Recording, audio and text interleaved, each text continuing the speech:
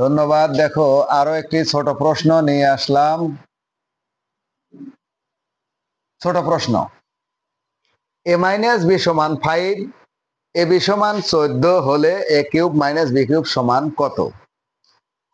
এইটা যদি এ cube minus B কিউবের দুইটা সূত্র, একটা উৎপাদকের সূত্র A minus B into A square plus A B plus B square, আর একটা মান নির্ণয়ের সূত্র A minus B whole cube plus 3ab into A minus B, তাহলে এখন আমরা কনফিউজড যে কোন সূত্রটি এখানে সেট করব, কোন সূত্রের আলোকে অঙ্কটা করব।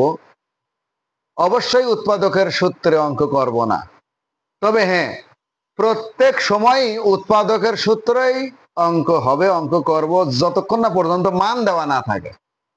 আর যদি মান দেওয়া থাকে তাহলে অবশ্যই মনে রাখতে হবে মান নির্ণয়ের সূত্রেই অঙ্ক করতে হবে। তাহলে মান নির্ণয়ের সূত্রটা কি? A cube minus B cube সমান A minus B whole cube plus 3ab into A minus B.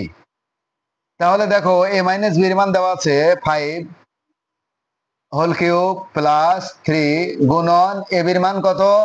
14 গুণন এ মাইনাস বির মান কত? 5। তাহলে 5কে কিউব করলে কত হয়? 3 বার গুণন 5 5 25, 5 25 125 প্লাস এইটা কিভাবে গুণ করবো? এই 3 দাগে 5-এ গুণ করবো, 3 5 15, 15কে 14 দিয়ে গুণ করবো। তাহলে আমরা এখানে করে নেই 15 গুণন 14, তাহলে কত? 4 15 60, 15 15, 0 5 6 11 খাতে 1 1 1 2, তাহলে কত হচ্ছে? 210। 210, তাহলে 200 আর 100 300, 10 আর 25 35, 335 এটা অ্যান্সার। এটা হলো ছোট প্রশ্ন, মান দেওয়া আছে তাই মান নির্ণয়ের সূত্রে ফেলে অঙ্ক করলাম।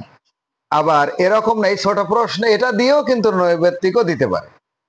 এ মাইনাস বি সমান এইভাবে, তখন 300 একটু মনে মনে একটু কষ্ট হবে, বা যদি সুযোগ পাও ইয়ে করার, ওই রাব করার, তাহলে রাব করে নৈর্ব্যক্তিক অ্যান্সারটা করতে হবে। ধন্যবাদ।